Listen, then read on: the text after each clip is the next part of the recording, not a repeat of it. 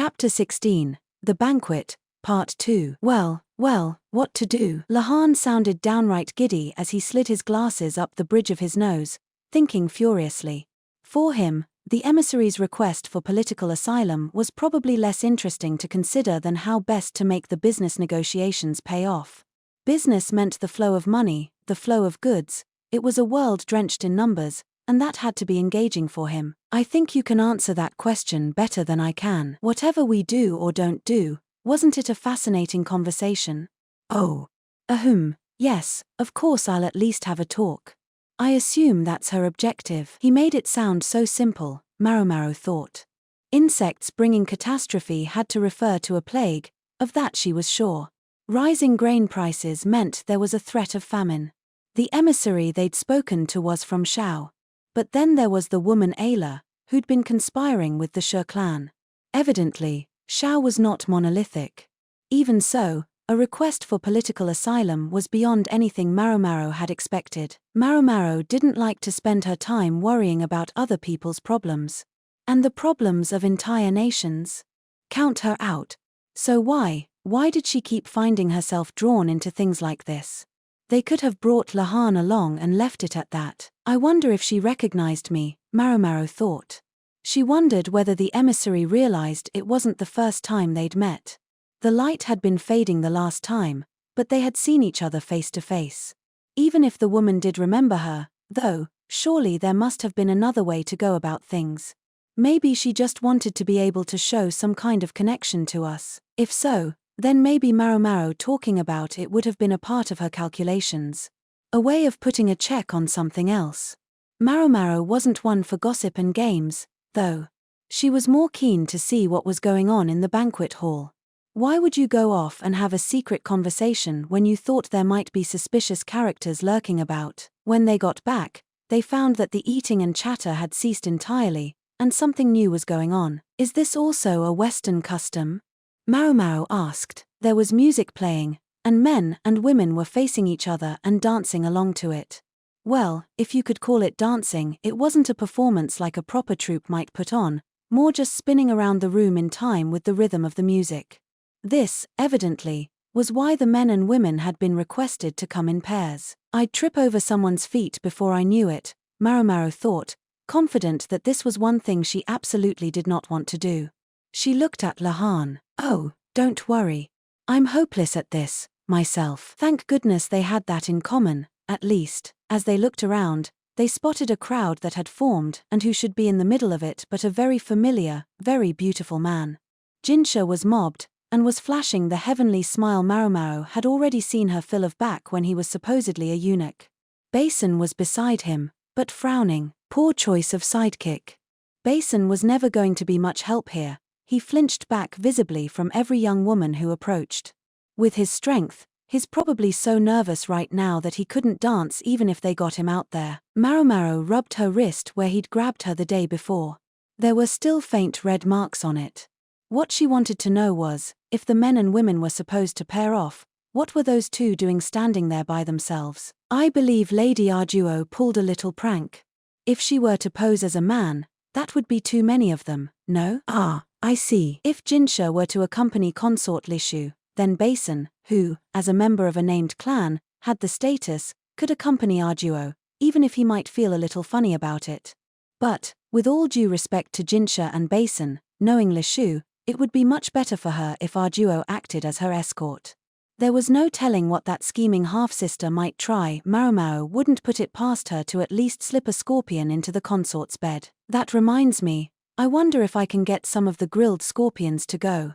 Supposedly, scorpions were also sometimes served still alive and kicking, but she didn't hold out much hope of sampling that particular dish either here or at Gyokuan's mansion. She made herself a mental note to be sure she got a chance before they went home.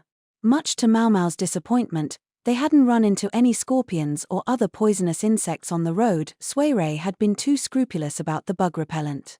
Maomao felt that surely they should have seen at least one such creature on the way. Lahan had a hand to his chin and was continually muttering to himself, calculating. Looks like you had quite an interesting conversation, someone said politely. Maomao looked up to discover Rikusen, a gentle smile on his face. He had a glass in one hand, which he handed to Maomao. She gave it an experimental sniff and detected the faint whiff of alcohol. "Thank you," she said and drank it down, assuming that one glass wouldn't hurt. It was carbonated fruit wine that popped as it went down. It tasted so good she could have stuck out her tongue with pleasure. She could feel the bubbles still fizzing in her mouth. "That's quite tasty." "Yes, one of the Western merchants brought it. I hear it's quite precious, and that was the last glass." Rikason grinned. Suddenly, Maomao had a bad feeling about this. "For the record, I didn't drink any," Rikason said. Then she felt him grasp her wrist. She was startled by the suddenness of it, but unlike Basin, his grip was gentle. She found herself pulled toward where everyone was spinning around. "Perhaps you'd be so kind as to join me for one dance." His expression seemed to change from gentle to shrewd. "Hey, he is that freak's subordinate." Maomao, not quite able to hide what was going through her mind, gave him a very severe look, but Rikason only smiled. He looked like he was trying to keep from laughing out loud. "I see that what I heard was true," he said. "I don't know who you heard it from, but let's hurry up and get this over with. Just until the one song is over." Maomao falteringly imitated what everyone else was doing. She at least found the wherewithal to avoid stepping on her partner's feet. Although if her partner had been Lahan, his toes would probably have been forfeit by the end of the song. "Do you know why the emperor's younger brother specifically chose to bring you here?" "I assume because I'm so useful." Rikason placed one of his hands on Maomao's hip and held her hand with the other. She saw that this was the Western style, but it would have been unthinkable in the capital. Strange that it felt so ordinary here. Funny, what the right time and place could do. True enough. "But I think you could stand to have a slightly clearer sense of your own value," Rikason said, carefully maintaining his polite mode of speech. "It demonstrates the power of the La name at court." "I'm a base apothecary born in the pleasure district," Maomao said bluntly. She didn't know how much Rikason knew, and she didn't care. As far as she was concerned, this was the truth. "That's well and good. Just one thing, though." Rikason smiled again and glanced to the side, in the direction of the crowd. The beautiful man at the center of it was looking directly at them. "Please remember that you aren't a disinterested third party. Never forget the import of what you wear on your head." "Does he mean the hair stick?" she thought, but Rikason was already taking her hand. He brought her fingers slowly to his lips and kissed them. "Come on, really?" Maomao thought. It was the same sort of thing that traveling performers jokingly did for the prostitutes. The moment the song was over, they went back to standing by the wall. Lahan was still muttering to himself, calculating, and Rikason disappeared someplace. Maomao felt someone watching her closely from a distance, but chose to ignore it. She lightly brushed her hand where Rikason had kissed it, then looked around. She found a young woman sitting right up against the wall. The veil over her face gave away that it was consort Lishu. There was no one near her. The consort appeared to be looking fixedly at a middle-aged man who was swirling a cup of alcohol and chatting amiably. Lishu's half-sister was with him, smiling broadly, confidently. If her father hadn't doubted her mother's faithfulness, perhaps Lishu would also be grinning and talking. Maybe she wouldn't have become the timid young woman she was today. "May I ask where Lady Arduo is?" Maomao said, approaching Lishu. But then she involuntarily pressed a hand to her nose, exclaiming, "Oh!" Lishu looked up, shaking a little. Maomao suspected she'd been crying behind the veil. "And may I also ask, what that smell is, milady?" "Someone bumped into me and their perfume bottle spilled on me," she said. The billowing, rich fabric of Lishu's dress seemed to have soaked the stuff right up, and now the unusual, very fragrant fragrance was all around her. Certain perfumes were made from animal musk, and properly diluted, they could be perfectly fine aromas, but in larger quantities, well, they smelled like excrement. "Lady Arduo went to prepare a room for me." "I see." And consort Lishu, knowing she couldn't mingle smelling like that, was pinned in place. Maomao thought about summoning a server to get something for her, but there didn't seem to be any around. "Who was it who bumped into you?" she asked. "I think Lady Arduo is looking for them too. She said to sit here and wait." The table of food was up against the wall. Everyone else had already lost interest in the now cold dinner and was focused on dancing, chatting, or just generally being seen. Maomao took several pieces of meat from the table and put them on a plate. Sure, they were cold, but they still tasted fine. She tucked in, not caring in the least that she was ruining the rouge on her lips. Want some? She asked Lishu. Yes, please, the consort said hesitantly. She'd eaten one of the local meat dishes at the formal dinner the other day. It might be cold, but for want of anything else to do, Lishu accepted a plate. The dancing came to an end, and something most unusual was brought into the banquet hall. Several large, strong men hauled a huge square thing covered in a white cloth into the room, pulling it along on a cart. What's that? Maomao wondered, her eyes widening a little. With a flourish, the men pulled off the covering to reveal what was inside. A low growling could be heard, and the crowd was confronted with a reddish-brown creature whose presence was only accentuated by its great manner. Even lying down, it was obvious how much bigger it was than any person. So it wasn't a tiger. The thing wasn't striped. A lion. She'd never seen a live one, only a skin. Unlike the flat, empty pelt, the real animal was overwhelming.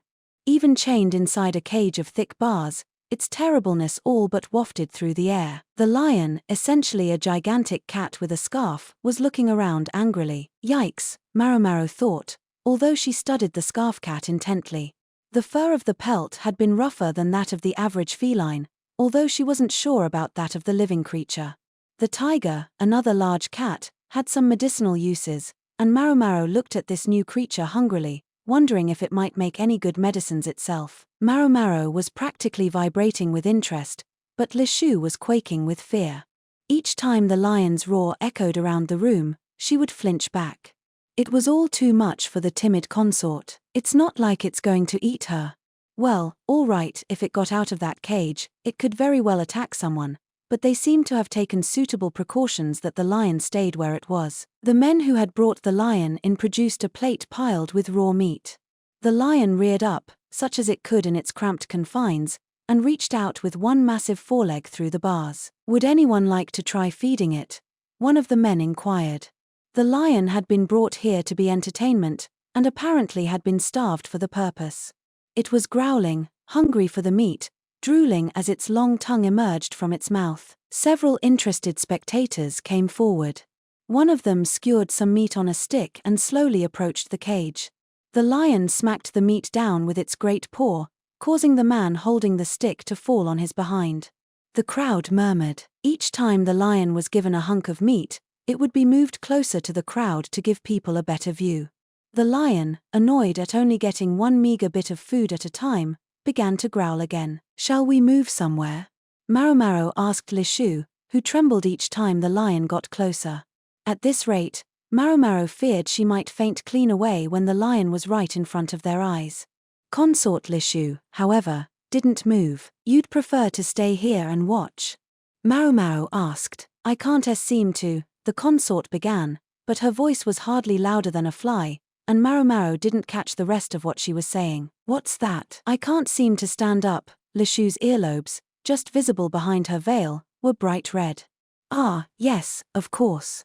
With this consort, she should have guessed. Maomao didn't so much as laugh. She didn't really feel the impulse, but looked around, hoping to find our duo. At that moment, the lion on the cart began to growl threateningly. At first Maomao thought it was angry at being fed piecemeal, but no, that wasn't quite it. Its nose was twitching, and it began throwing itself against the bars of the cage. Several strong men pulled on the chains restraining the agitated animal, but that didn't calm it down. In fact, it seemed to make things worse.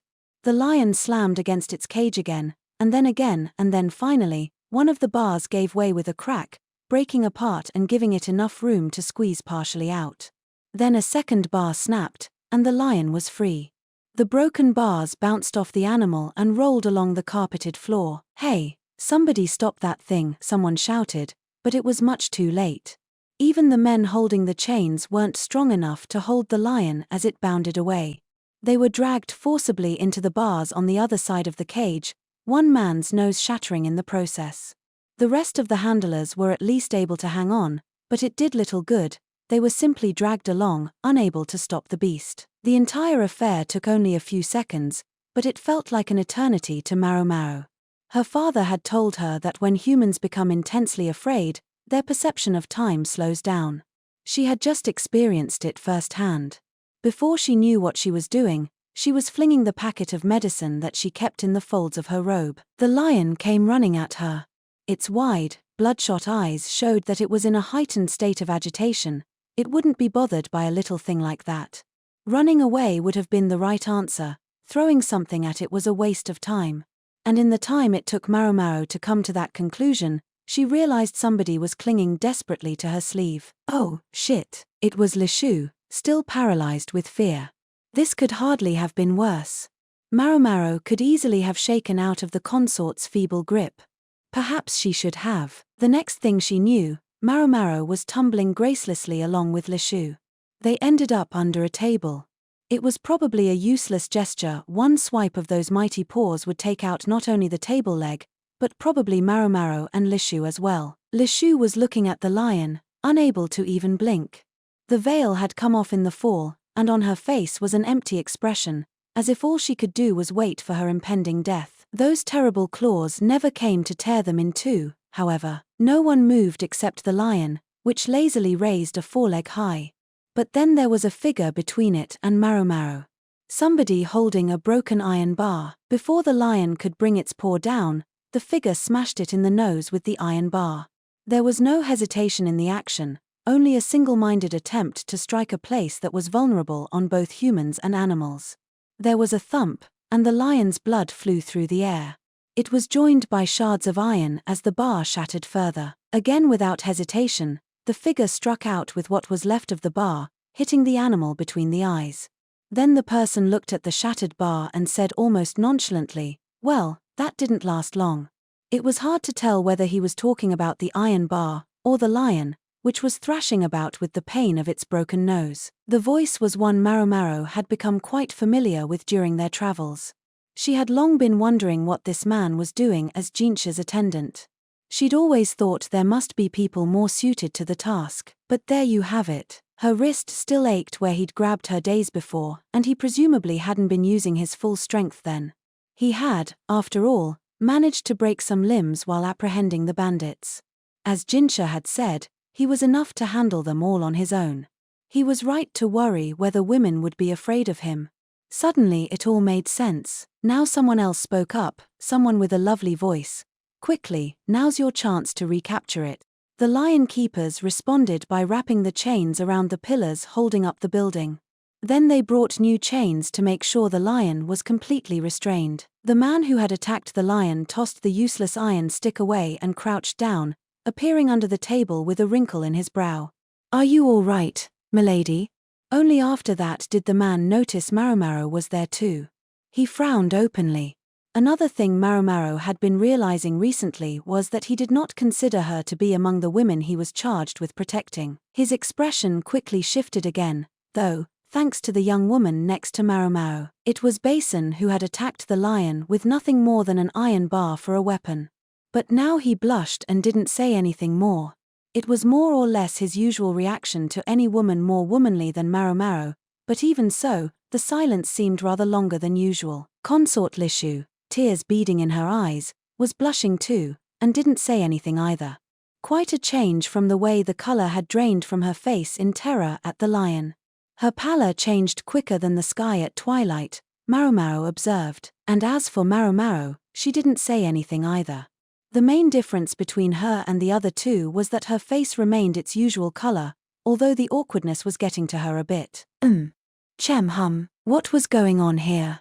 The only thing Maomao could tell for sure was that the other two were so busy blushing at each other that as far as they were concerned, she didn't exist. It was like this. In those illustrated novels that had been all the rage in the rear palace, the stories always ended with a picture of the man and the woman together. It was practically a given. The one thing you never saw in an illustration like that was a third wheel. Get it together, Maomao thought at them.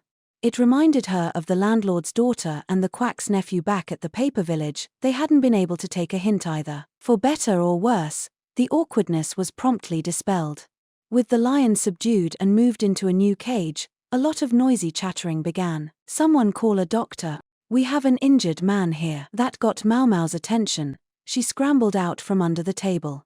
Consort Lishu was still staring into space and didn't seem to realize she'd left.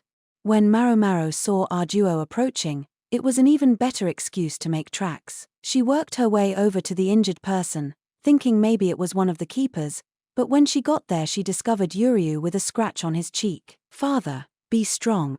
Don't leave us." Lishu's half-sister was clinging to her father and wailing like the heroine of a tragedy. "Ah, it's just a scratch." Maomao, a look of annoyance on her face, was just about to leave the scene again when the half-sister cried, "How dare he? How dare he injure my poor, beloved father just to stop some silly lion?" Evidently, the scratch had been inflicted by a piece of flying metal when Basin had brought the iron bar to bear against the animal. "He hurt my father. He'll pay for this," she yelled. It was almost comical. It was obvious she was less concerned for her father's well-being than she was interested in looking concerned so as to make herself more attractive to the watching crowd. The real issue was who had injured her dear, beloved father. There was a voice like a sharp blade. "I must apologize for that. It was beautiful, yes, but what was beautiful could also be terrible. I see you've taken exception to my servant's actions." It was Jinshi, a slight frown on his lips. Basin stood behind him, looking stunned. His right hand, the one that had been holding the iron bar, was red and swollen. However, Jinshi said, if he hadn't intervened, Consort Lishu would have been in danger. "I must ask you to forgive his impropriety." Jinshi was being extremely reserved. If anything, Yuryu should have been in his debt after Basin had saved his daughter, but Yuryu acted less than impressed. "I see. My thanks, then." Consort Lishu was watching her father from behind our duo. She was obviously anxious for him, knowing he was hurt, but with her sister there she wasn't willing to get close. "Come to think of it, we still don't know, do we?" Maomao thought, remembering the request Lishu had made of her. There were things even Maomao couldn't figure out. She'd thought that if she couldn't work out the truth on their trip, maybe she would write a letter to her old man to ask if he knew any way of ascertaining parentage. The bond between a parent and a child, is it? Maomao thought, letting her gaze settle on Yuryu and the half-sister. The young woman appeared to be trying to figure out a way to walk back her comment, but nothing was coming to her and her mouth simply flapped open and shut. "Boy, she's got bad teeth." The decay was well advanced, to the point that they had turned black. Maybe it was all those sweet foods. At her age, she certainly didn't have any baby teeth left. There would be no fixing this. Maomao thought about selling the young woman some toothbrushing powder to help keep it from getting any worse, but hard on the heels of that thought, she had another.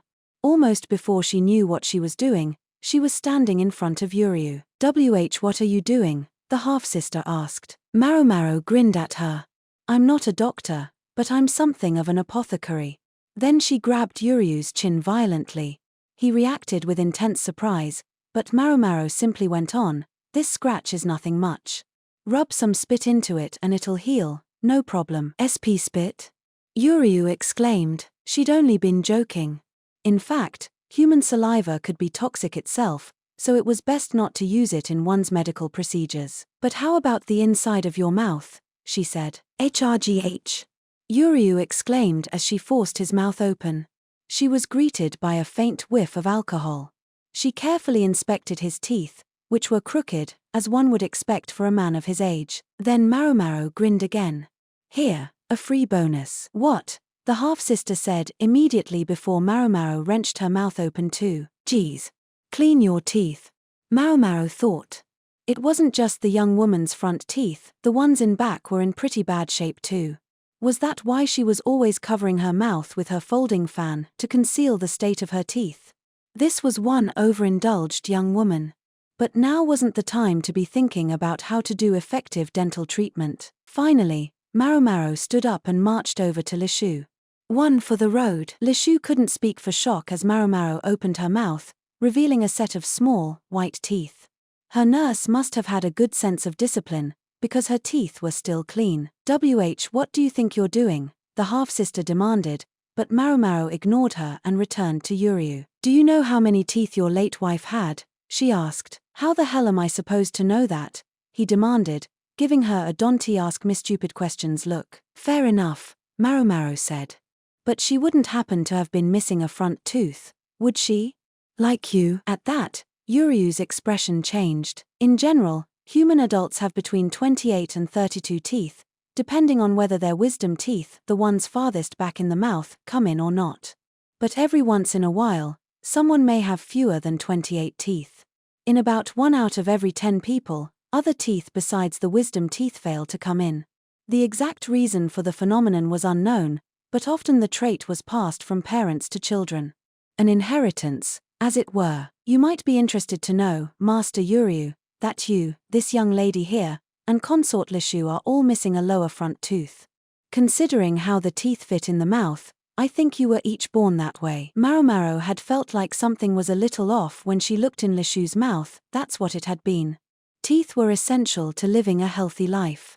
If they went bad, toxins could even enter the body from them and make a person ill.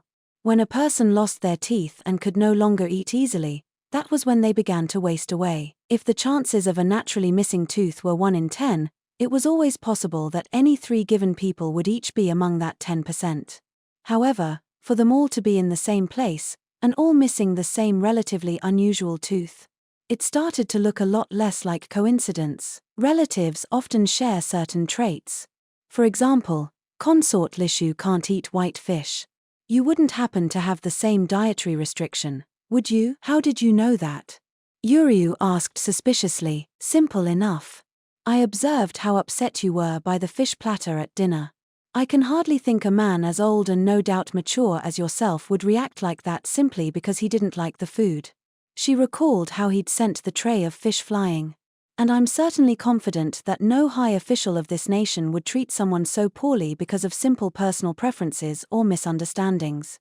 Maomao smiled thinly and looked from Yuryu to Lishu and back. Perhaps you might show your other daughter some parental affection from time to time. Maybe, she thought, she'd gone a little far. But now, even the densest listener would grasp her point. I hope that'll do the trick. She had provided as much of an answer as she could.